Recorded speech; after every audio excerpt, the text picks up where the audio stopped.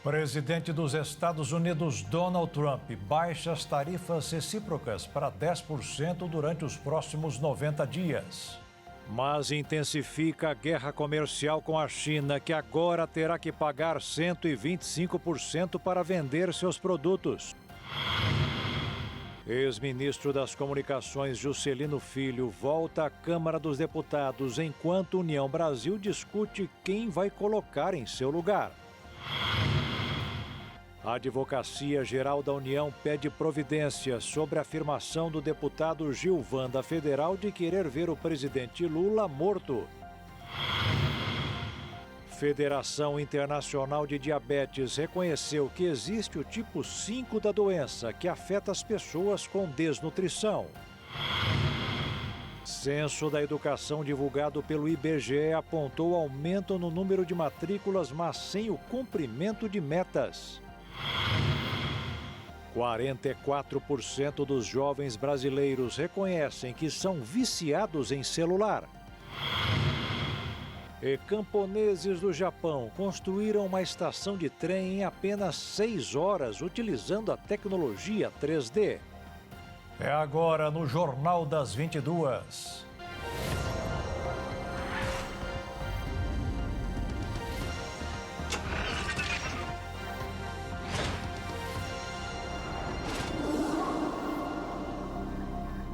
Olá, boa noite. O presidente dos Estados Unidos, Donald Trump, recuou na guerra comercial, limitou as tarifas recíprocas para todos os países a 10% pelos próximos 3 meses. Mas a luta continua com a China.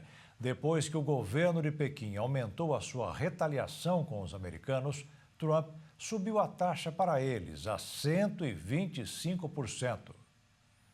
A China respondeu nesta quarta-feira às novas tarifas dos Estados Unidos com sobretaxas de 84% aos produtos americanos a partir de amanhã, em um novo capítulo da guerra comercial entre as duas principais economias mundiais. O Ministério do Comércio anunciou em um comunicado que a taxa de tarifas alfandegárias adicionais vai ser elevada de 34% para 84%.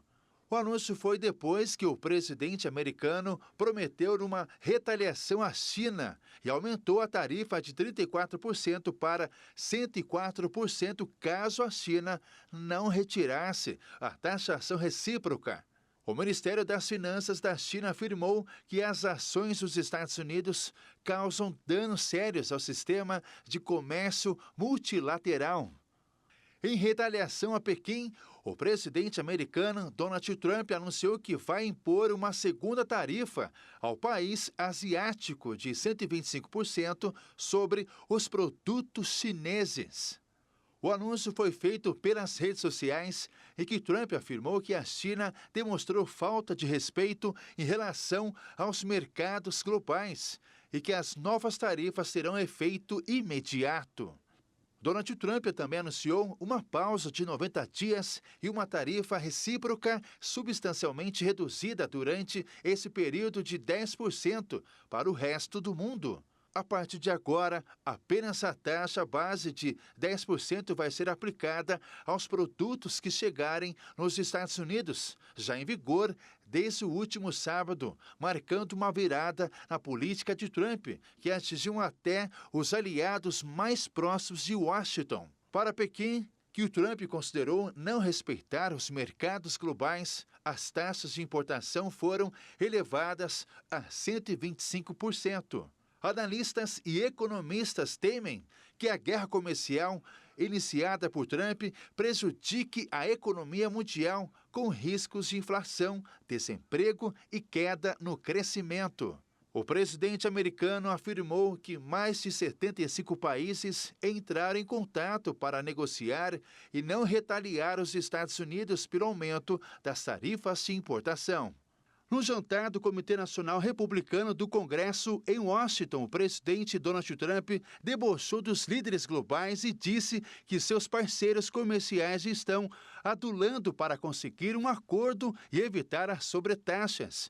Ele afirmou que os líderes praticamente estão se ajoelhando para evitar as novas tarifas, dizendo: por favor, Senhor, faça um acordo. Eu farei qualquer coisa, Senhor. Após Trump anunciar a pausa em suas tarifas, os principais índices de ações nos Estados Unidos subiram com força. E hoje foi dia de grandes mudanças nos mercados financeiros de todos os países. Na Europa ainda foram registradas quedas, assim como na Ásia, mas nos Estados Unidos as bolsas fecharam em alta, com destaque para a eletrônica Nasdaq, com resultado positivo de mais de 12%. No Brasil, o dólar caiu mais de 2,5% e terminou cotado em R$ 5,84. E a Bolsa de Valores de São Paulo subiu mais de 3%, aos 127.796 pontos. O presidente Luiz Inácio Lula da Silva, que está em Honduras, discursou na cúpula de chefes de Estado e de governo da Comunidade de Estados Latino-Americanos e Caribenhos. O presidente criticou o tarifaço anunciado pelo presidente americano Donald Trump. O encontro em Honduras reuniu 33 líderes latino-americanos, membros da Comunidade de Estados Latino-Americanos e Caribenhos. Eles pediram a criação de uma frente unida para enfrentar a ofensiva tarifária do presidente americano Donald Trump e a incerteza econômica que ela trouxe. Representantes da China estiveram na CELAC buscando substituir os Estados Unidos como principal influência política e econômica na região. A delegação chinesa, liderada por Qu Irui, número 2 de Pequim para assuntos latino-americanos, mantém reuniões bilaterais com delegados da CELAC. Enquanto Washington é cada vez mais visto como um parceiro volátil, a China tem feito incursões na região. 2/3 dos países latino-americanos aderiram ao programa de infraestrutura trilionário Cinturão e Rota do presidente Xi Jinping. E a China ultrapassou os Estados Unidos como o maior parceiro comercial do Brasil, Peru e Chile, entre outros.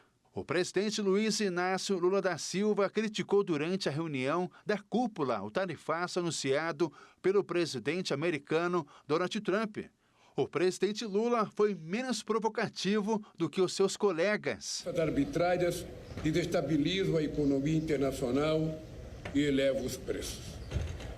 A história nos ensina que guerras comerciais não têm vencedores.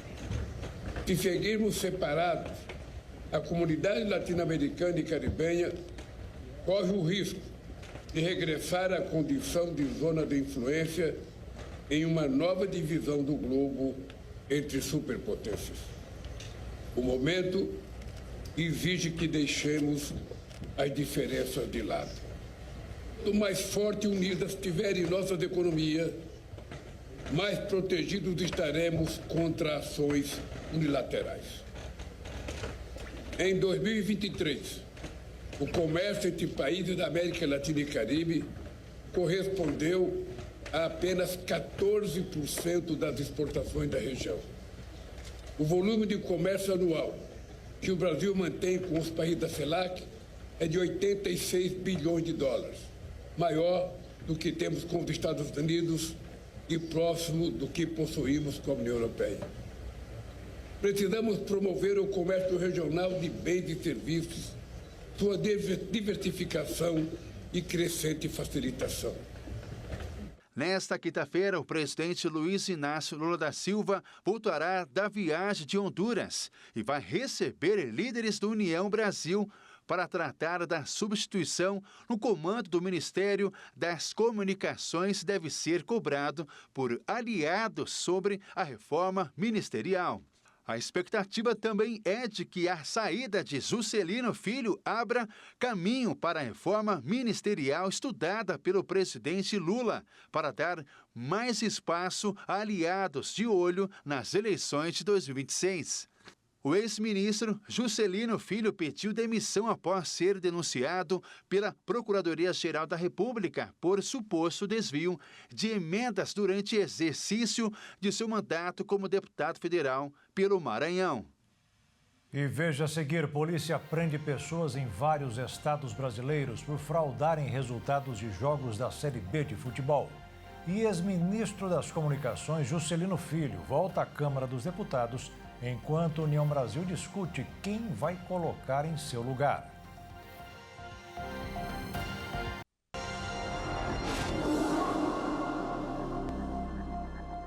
O ex-ministro das Comunicações, Juscelino Filho, reassumiu hoje o mandato de deputado federal do União Brasil. A tarefa agora do partido é decidir quem vai indicar ao presidente Lula para o cargo de quem renunciou depois de ser denunciado por corrupção.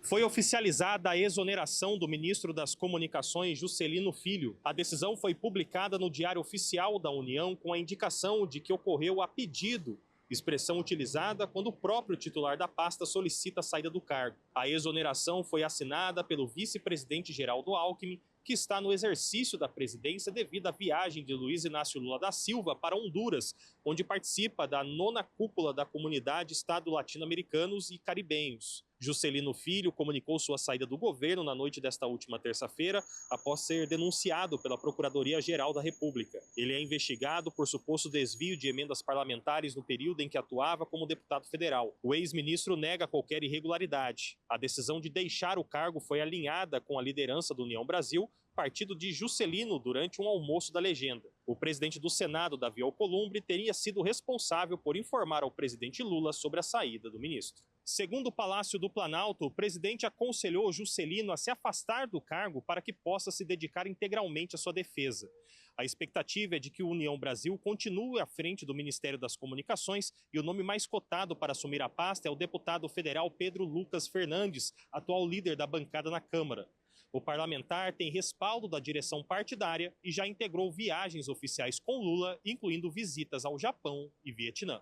Caso o nome de Pedro Lucas seja confirmado, a liderança do ministério continuará com o deputado federal do Maranhão, mantendo a configuração atual. Juscelino Filho, também do Maranhão, estava licenciado do mandato desde janeiro de 2023, quando assumiu o ministério. O Ministério das Comunicações é responsável pelas políticas públicas de telecomunicações, radiodifusão e serviços postais no Brasil, incluindo a gestão dos Correios, que fazem parte da estrutura da pasta. Com o afastamento do cargo, Juscelino Filho reassumiu sua cadeira na Câmara dos Deputados nesta quarta-feira. As ocupações do Movimento dos Trabalhadores Rurais Sem Terra foram intensas na primeira semana do Abril Vermelho. Inúmeras invasões foram registradas em mais de 10 estados e a Polícia Militar foi acionada para barrar o movimento. O mês de abril é historicamente marcado pela ocupação de terra, liderado pelo Movimento dos Trabalhadores Rurais Sem Terra. O período chamado de Abril Vermelho promove manifestações e representa um lembrete anual do massacre em Eldorado, no Pará, onde 21 militantes foram assassinados em 1996. A ação mais intensa ocorreu em Pernambuco, mas outros estados como Rio de Janeiro, Minas Gerais e São Paulo também registraram invasões em terrenos e fazendas. O primeiro protesto do Abril Vermelho na capital paulista foi desmobilizado pela Polícia Militar. A invasão ocorreu na usina São José, em Piracicaba. A empresa foi multada em 18 milhões de reais por descartar resíduos tóxicos em um rio e causar a morte de 235 mil peixes. Por isso, os militantes solicitaram a desapropriação das terras. Ao menos 400 famílias ocuparam o local e, em seguida, foram retiradas à força pela Polícia Militar. As invasões ocorrem em meio a insatisfações com o presidente Lula. O Movimento dos Trabalhadores Sem Terra tem o objetivo de pressionar o governo para acelerar o processo de reforma agrária, o assentamento de 100 mil famílias e a demissão do ministro do Desenvolvimento Agrário e Agricultura Familiar do Brasil, Paulo Teixeira. O presidente Lula declarou que retomou os avanços da política paralisada anteriormente e irá assentar pelo menos 60 mil famílias até o fim do mandato. 6 pessoas foram presas hoje durante uma operação da Polícia Civil em 5 estados. Participaram de um esquema de desvio de dinheiro para manipulação de jogos da Série B do Campeonato Brasileiro. Entre os que já foram detidos está um juiz de futebol aposentado da Paraíba. A Polícia Civil de Goiás cumpriu nesta quarta 16 ordens judiciais contra um grupo suspeito de manipular resultados em partidas de futebol. Intitulada como Jogada Marcada, a operação da Polícia Civil de Goiás é conduzida pelo Grupo Antirroubo a Banco e da Delegacia Estadual de Investigações Criminais. A investigação aponta que o grupo responsável pelo enriquecimento ilícito possui financiadores, intermediários e executores, sendo jogadores, treinadores e dirigentes de clubes apontados e investigados.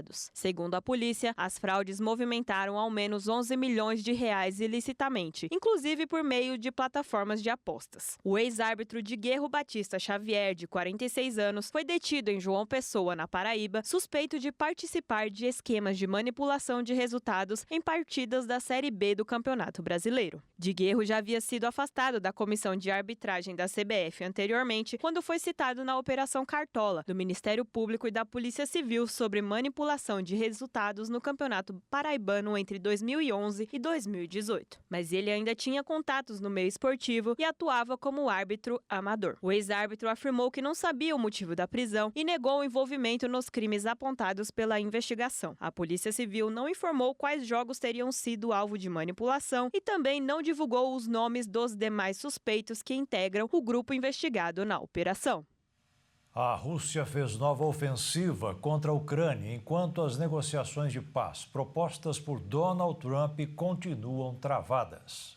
A nova ofensiva ocorre na região de Sumy, em Kharkiv, no norte ucraniano. Em resposta, Kiev disse estar com ação em Belgorod, área russa. O comandante das Forças Armadas da Ucrânia afirmou que há quase uma semana acompanham o dobro de ações ofensivas nas principais áreas do país. Disse ainda que o objetivo russo é ter uma zona tampão, uma faixa de terra que separa duas entidades geográficas ou de políticas diferentes, com o intuito de afastar as forças ucranianas de Kursk e Belgorod. A Rússia, porém, não respondeu às acusações. Especialistas ainda dizem que a situação é preocupante, pois o acordo oferecido por Trump fez com que Putin acelerasse o conflito. Há 3 anos, quando a guerra foi iniciada, Kharkiv e Sumy foram invadidas e retomadas pela Ucrânia no fim de 2022. E veja a seguir, a Advocacia Geral da União pede providência sobre a afirmação do deputado Gilvan da Federal de querer ver o presidente Lula morto. E 44% dos jovens brasileiros reconhecem que são viciados em celular.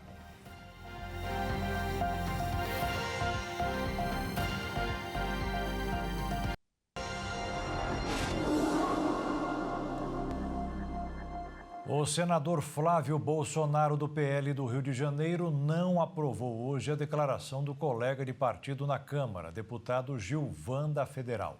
Ontem, ele afirmou que quer ver o presidente Lula morto.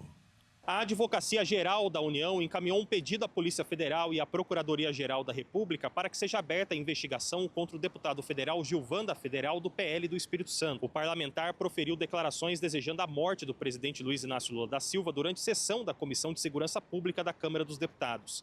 As falas ocorreram enquanto o colegiado discutia um projeto de lei que propõe o desarmamento da Guarda Presidencial. O relator da proposta, Gilvan, utilizou expressões ofensivas para justificar seu parecer favorável ao texto. Entre os ataques, afirmou desejar que o presidente morra mesmo, além de afirmar que nem o diabo quer Lula. O parecer relatado por Gilvan foi aprovado por 15 votos a favor, 8 contrários e uma abstenção. Diante da gravidade das declarações, a AGU solicitou que os órgãos competentes avaliem se houve extrapolação dos limites previstos pela imunidade parlamentar. A instituição também informou que abrirá apuração interna sobre o episódio. A imunidade parlamentar é prevista pela Constituição Federal e garante que deputados e senadores são civil e penalmente invioláveis por suas opiniões, palavras e votos. No entanto, decisões anteriores do STF já estabeleceram que esse princípio não abrange casos em que se configuram crimes como calúnia, injúria ou difamação. Em seu discurso hoje na Câmara, o deputado Gilvan da Federal pediu desculpas. Disse que exagerou na fala e que aprendeu com o pai dele que um homem precisa aprender a reconhecer os erros. E como um cristão, não deve desejar a morte de ninguém. Ele também não quer a do presidente. O programa Celular Seguro começou a enviar hoje mensagens de alerta para os celulares roubados. No primeiro dia de funcionamento do novo dispositivo, Uma média de 46 mensagens foi enviada por hora. O Ministério da Justiça e Segurança Pública começou a enviar notificações para celulares com um alerta de bloqueio emitido por roubo, furto ou perda do aparelho. E no primeiro dia de operação, mais de 1.100 telefones foram notificados em todo o país, uma média aproximada de 46 alertas por hora. A aplicação desse sistema só foi possível devido à integração de dados entre as operadoras de telefonia móvel e a Anatel. Com isso, o celular seguro consegue identificar automaticamente um aparelho roubado por meio do seu e-mail, que é o número de identificação único de cada celular. As mensagens são encaminhadas pelo WhatsApp, pelo perfil verificado do Ministério da Justiça, assim que um novo chip é instalado no aparelho com registro. De acordo com a pasta, os estados com maior notificação são São Paulo com 18%, Rio de Janeiro com 15% e Bahia com 11%. Depois de receber a notificação de bloqueio, o cidadão deve acessar o site do Programa Celular Seguro para ter mais informações. Em seguida, terá que comparecer em uma delegacia da Polícia Civil para regularizar a situação. Se a pessoa que estiver com o celular não apresentar a nota fiscal do produto, ou comprovar que foi ela quem emitiu o alerta, terá que devolver o aparelho. O celular seguro foi lançado em dezembro de 2023, com o objetivo de permitir que vítimas de furto ou roubo bloqueiem rapidamente seus dispositivos e aplicativos financeiros, reduzindo o risco de golpes. O sistema também permite que o bloqueio seja feito por contatos de confiança previamente cadastrados pelo usuário. No entanto, uma vez que um celular é bloqueado pelo programa, não há opção de desbloqueio imediato. Para recuperar o acesso, o usuário precisa entrar em contato com sua operadora de telefonia e com as instituições financeiras para seguir os procedimentos estabelecidos nos termos de uso. E quase metade dos jovens brasileiros confessaram que são viciados em conexões. O celular está presente em quase todas as suas atividades. Faz parte do seu dia a dia e, para muitos, é a tela que desligam antes de pegar no sono. O uso excessivo de tecnologia tem despertado preocupação entre especialistas e famílias, especialmente quando se trata do comportamento dos adolescentes. Uma nova pesquisa nacional mostra que 44% dos jovens brasileiros entre 13 e 17 anos se consideram viciados no celular. O dado faz parte do estudo conduzido pelo Instituto Papo de Homem, em parceria com a Natura e o Pacto Global da ONU no Brasil. O levantamento revela que as meninas são as que mais se identificam com o vício digital. 52% delas declaram dependência do aparelho, enquanto entre os rapazes o índice é de 40%. O estudo foi realizado com 4.000 adolescentes de todas as regiões do país e, além do uso do celular, também investigou aspectos da saúde mental dessa faixa etária. Os dados reforçam a ligação entre o uso abusivo da tecnologia e o impacto emocional nos jovens. Entre as meninas, 53% relataram crises de ansiedade, além de índices preocupantes de insônia, problemas alimentares e pensamentos suicidas. Já entre os rapazes, 24% disseram sofrer de ansiedade e 22% enfrentaram vício em games e insônia. Também entre eles, 10% afirmaram ter pensamentos suicidas. Especialistas alertam que o uso descontrolado do celular pode afetar o sono, a concentração e o bem-estar emocional dos adolescentes, além de prejudicar o rendimento escolar e as relações sociais. Segundo os pesquisadores do estudo, os jovens estão cada vez mais conectados, mas também mais solitários e ansiosos. O celular, que deveria ser ferramenta, vira refúgio e, muitas vezes, prisão. O programa Meninos do Futuro, que deu origem à pesquisa, atua em escolas, centros culturais e clubes com atividades voltadas à saúde emocional e às relações saudáveis. Embora o foco inicial tenha sido os meninos, 82% das meninas entrevistadas manifestaram interesse em participar do projeto, o que motivou a criação de um currículo específico também para elas. Diante dos resultados, os pesquisadores reforçam a importância do diálogo entre jovens, escolas e famílias sobre o uso consciente da tecnologia. Eles defendem intervenções educativas, regulação do tempo de tela e incentivo a atividades offline, como estratégias para combater o vício e promover o equilíbrio emocional nessa geração. E veja a seguir, Federação Internacional de Diabetes reconheceu que existe o tipo 5 da doença, que afeta as pessoas com desnutrição. E camponeses do Japão construíram uma estação de trem em apenas 6 horas, utilizando a tecnologia 3D.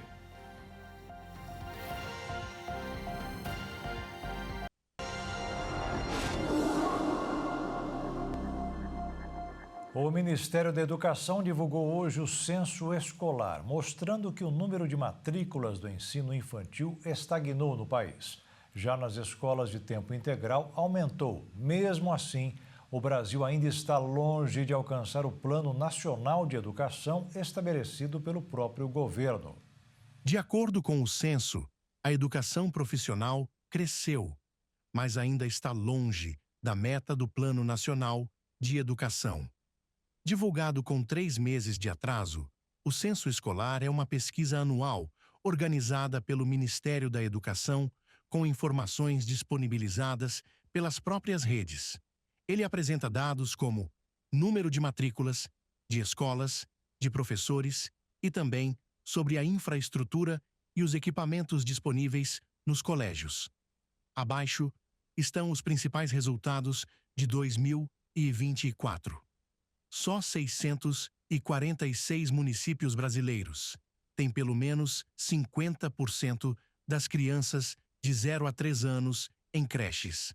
No censo de 2022, 75% dos diplomados em medicina no Brasil são brancos contra apenas 2,8% de pretos. Etapa escolar que deveria ser universalizada, a pré-escola registrou menos matrículas em 2024 do que em 2023. Apesar da queda ter sido pequena, de 34 mil, num universo de 5.300.000, a expectativa era para que esse número aumentasse. O Plano Nacional de Educação previa que essa etapa escolar deveria ser universalizada. No entanto, 7% das crianças de 4 e 5 anos ainda estão fora da escola. De acordo com os dados do Censo 2024, a educação de jovens e adultos perdeu força no país nos últimos 4 anos. No ano de 2024, foi registrada a perda de 198 mil estudantes. No ano de 2020, o país tinha 3 milhões de estudantes no EJA. Os dados mostraram também uma grande quantidade de alunos de 17 anos frequentando o ensino para jovens e adultos. De acordo com o ministro da Educação, Camilo Santana, a situação é preocupante. Um estudo produzido pela Consultoria Legislativa da Câmara dos Deputados apontou que 61% das metas estabelecidas no Plano Nacional de Educação, com validade até dezembro deste ano, não foram atingidas. O levantamento considera apenas 42 dos 56 indicadores que permitem o cálculo da execução. Na lista estão metas relacionadas à taxa de conclusão da educação básica, matrículas em creche para crianças de até 3 anos, taxa de alfabetização de pessoas com mais de 15 anos e índices no IDB para nível médio. Os alunos das escolas públicas e privadas de Belo Horizonte vão contar com reverência especial na hora dos estudos, a Bíblia. Para a medida começar a valer, falta apenas a sanção do prefeito Álvaro Damião, do União Brasil. O uso de Bíblias como material de apoio em escolas públicas e particulares para disseminação de conteúdo cultural, histórico, geográfico e arqueológico foi aprovado pela Câmara Municipal de Belo Horizonte em definitivo, com 28 votos a favor, 8 contrários e 2 abstenções. Para argumentar sobre o projeto, a vereadora Flávia Borja, do Democracia Cristã e autora do projeto, afirmou que não está trazendo a Bíblia como material religioso, pois esse não é o objetivo. O objetivo é o enriquecimento do conteúdo dentro das escolas. Ela acha que outras religiões, como de matrizes africanas, fazem parte do currículo escolar como forma de disseminação cultural. O texto permite que os professores abordem histórias de civilizações antigas, como Israel e Babilônia. além de trabalhar com diferentes gêneros literários, como crônica, poesia e parábola. A participação nas aulas de conteúdo bíblico não será obrigatória, a fim de garantir a liberdade religiosa. Parlamentares que votaram contra a lei alegaram que a medida fere a laicidade do Estado e que nenhuma religião deve ser favorecida acima das outras, já que poderia constranger alunos que seguem outras crenças.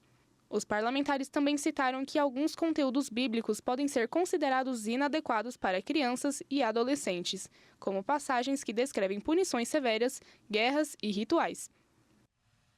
A UEMS em Mato Grosso do Sul vai oferecer de graça um curso de educação digital para pessoas com mais de 55 anos.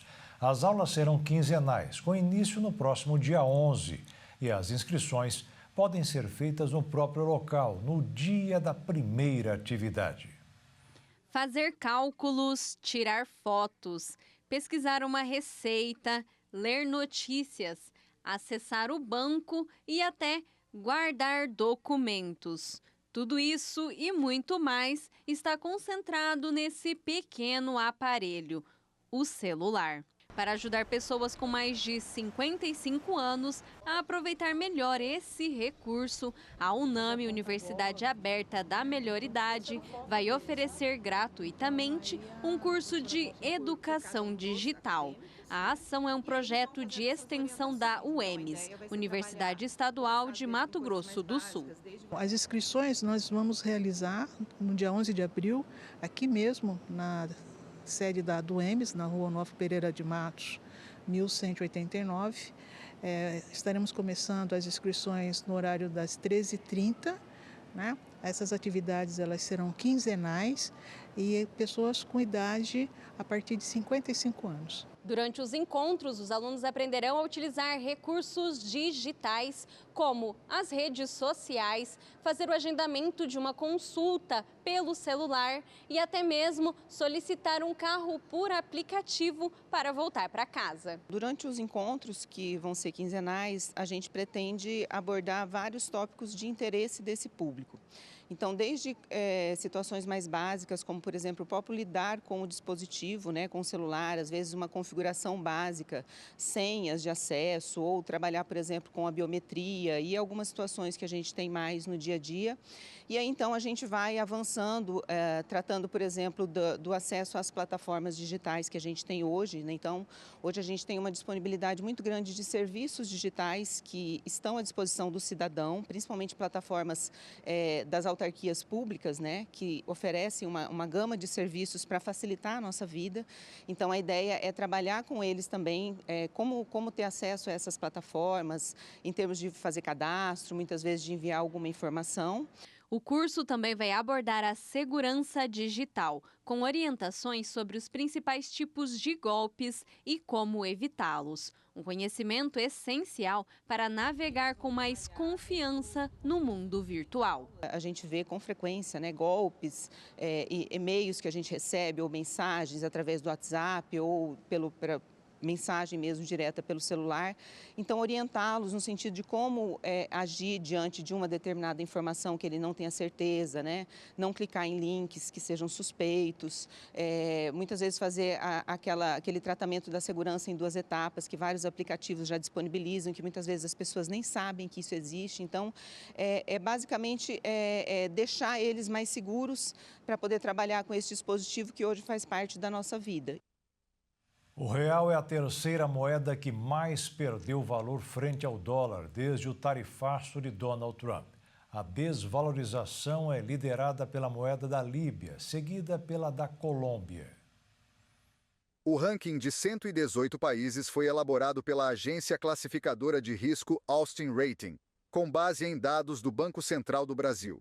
A queda do valor do real frente ao dólar veio desde o tarifaço detalhado no início deste mês pelo presidente dos Estados Unidos, Donald Trump. A baixa acumulada do real, em uma semana, chegou a 5,1%. Nesta terça-feira, a moeda norte-americana voltou a encostar nos R$6 nas negociações. O levantamento mostrou que, ao menos 58 países viram suas moedas se desvalorizarem no período. A maior perda foi observada no dinar, a moeda da Líbia, que recuou 13,2%. Em seguida, Vem o peso colombiano, com desvalorização de 5,8%. Nesta terça-feira, o dólar comercial fechou a R$ 5,99. Mas, para a elaboração do ranking, a Austin Rating considera as taxas de câmbio de referência Pitax, divulgadas diariamente pelo Banco Central. Nessa modalidade, o dólar ficou cotado a 5,93. O levantamento mostra que poucas moedas avançaram sobre o dólar nos últimos dias. Entre elas estão o iene 2% do Japão e o franco suíço 3% da Suíça. A Federação Internacional de Diabetes reconheceu uma nova classificação para diabetes chamada de tipo 5. A medida é uma recomendação, renomeação do diabetes relacionado à desnutrição, um diagnóstico que normalmente afeta adolescentes e jovens adultos magros e desnutridos em países de baixa e média renda. Pesquisadores que estudavam essa forma menos comum de diabetes defendiam que ela fosse reconhecida como uma forma distinta da doença após estudos mostrarem mecanismos diferentes daqueles observados nos tipos 1 e 2. Em janeiro deste ano, especialistas no tema se reuniram com representantes da Federação Internacional de Diabetes, IDF, sigla em inglês, e da Associação Americana de Diabetes e apresentaram os indicadores para a criação de uma nova classificação. A IDF reconheceu oficialmente a doença como diabetes tipo 5 durante o Congresso Mundial de Diabetes deste ano, que aconteceu nesta semana em Bangkok, capital da Tailândia. O presidente da entidade, Peter Schultz, também anunciou a criação de um grupo de trabalho para desenvolver um diagnóstico formal e terapêuticas distintas para tratar a doença nos próximos 2 anos. O diabetes relacionado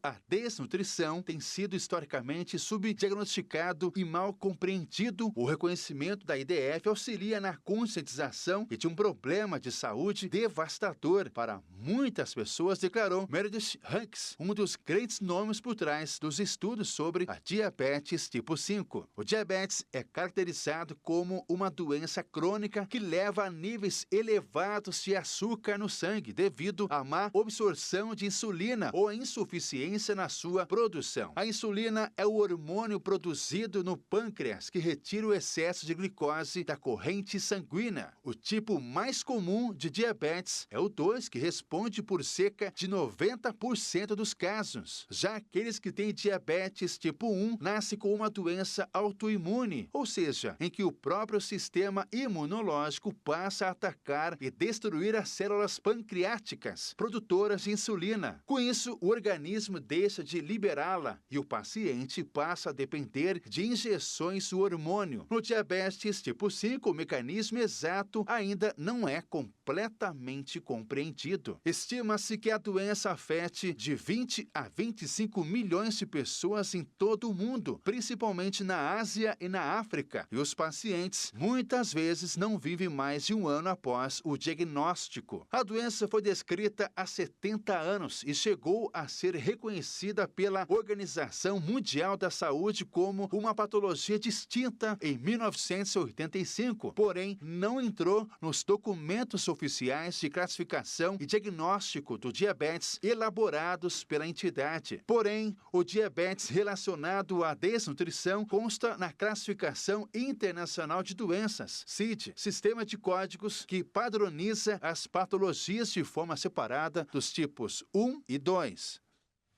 O medo de dirigir, que algumas vezes até se transforma em pânico, atinge milhões de pessoas no país. O nome do transtorno é a amaxofobia, que tem tratamento. Enquanto alguns apresentam medo de dirigir ou de estar dentro de um carro, outros sentem dificuldades em viajar de ônibus, metrô, trem e até mesmo de avião. O que pode ser algo prazeroso e útil para muitos, que contribui para a autonomia e otimização do tempo, para uma parcela da população essas atividades estão longe de ser tranquilas ou positivas. Amaxofobia. A palavra vem da junção dos termos amaxos, que significa carruagem, e fobia, que corresponde a medo irracional. A exemplo dos outros tipos de fobia, ela se manifesta de forma distinta e com intensidades diferentes em cada indivíduo. É um transtorno psicológico mais comum do que se pode imaginar e pode afetar pessoas de todas as idades. Segundo a Organização Mundial da Saúde, a OMS, estima-se que cerca de 6% dos brasileiros sofram com essa condição, que corresponde a cerca de 2 milhões de pessoas que precisam lidar com medo incapacitante, que está relacionado a algo muito comum, cotidiano e que até pode parecer trivial para muita gente. Em geral, a condição causa sofrimento físico e mental, com sintomas de taquicardia, suor excessivo, angústia, dificuldades de raciocínio, dores abdominais, tremores e outros. Tudo depende do contexto. Como é de se imaginar, há situações que podem levar o motorista ou passageiro a desenvolver o problema. Algumas estão relacionadas a acidentes traumáticos, situações de ansiedade, episódios de estresse durante viagens de carro ou outros veículos, como condições meteorológicas adversas ou episódios de quase acidentes ou atropelamento. Já a falta de prática para guiar, que causa insegurança ou sensação de falta de controle, tende a ser desencadeada pela preocupação de provocar acidente ou perder o controle da direção. A amaxofobia é mais recorrente entre as mulheres, que compõem 80% desse grupo. Isso acontece devido a uma série de fatores sociais, culturais e psicológicos. De acordo com especialistas, a psicoterapia é um dos tratamentos mais indicados para superar esse medo. A combinação de terapia psicológica com aulas de direção é apontada como uma solução para ajudar as pessoas a perder o medo de dirigir. Essa estratégia pode ser ainda melhor quando o psicólogo e o instrutor compartilham informações e trabalham juntos para determinar a quantidade e intensidade das aulas de direção para cada pessoa. Atualmente, há autoescolas que oferecem programas especiais com instrutores para lidar com esse tipo de situação. É fundamental destacar que esse processo é individual e não há uma fórmula para superar a amaxofobia. Por isso, é importante respeitar o ritmo de cada um. Subiu para 144 o número de mortes provocadas pela queda do teto de uma boate em Santo Domingo, capital da República Dominicana. 150 pessoas ficaram feridas. O desabamento foi considerado uma das maiores tragédias do país. A boate Jet Set era um ponto turístico da cidade onde bandas locais e internacionais se apresentavam semanalmente. O evento contava com a presença de políticos, atletas e outras figuras populares, como o cantor dominicano Robbie Paris, que foi encontrado morto no local. A governadora da província de Monte Cristi, Nesley Cruz, e 2 ex-jogadores da Major League Baseball, Otávio Dotel e Tony Blacco, também foram vítimas da tragédia. Mais de 370 socorristas foram enviados para resgatar os feridos no local, onde dezenas de pessoas se reuniram em busca de notícias dos familiares desaparecidos. O presidente da República Dominicana lamentou a tragédia e as autoridades locais estão investigando a causa do desabamento. A Polícia Federal deflagrou hoje a Operação Falsas Promessas, que investigava suspeitos envolvidos em esquemas de rifas ilegais e lavagem de dinheiro. Ao todo, 22 pessoas foram presas. A ação aconteceu em Veracruz, região metropolitana de Salvador, Juazeiro, no norte baiano e no estado de São Paulo.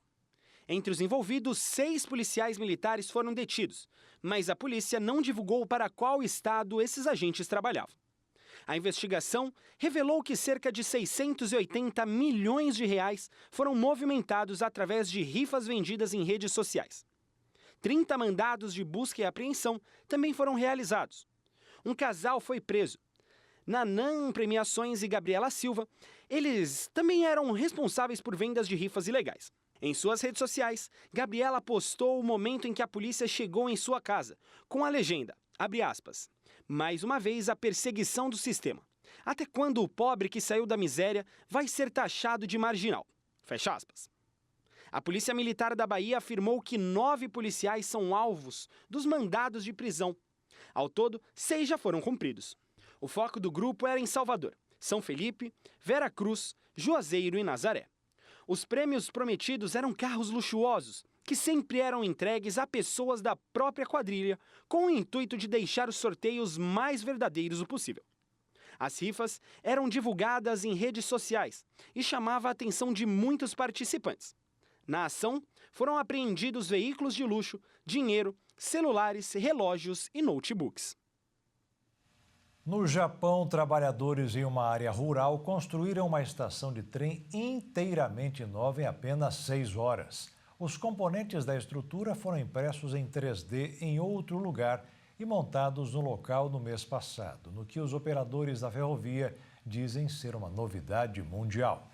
A expectativa é que o terminal seja colocado em operação em julho deste ano, quando equipamentos como máquinas de bilhetes e leitores de cartão de transporte estarão instalados.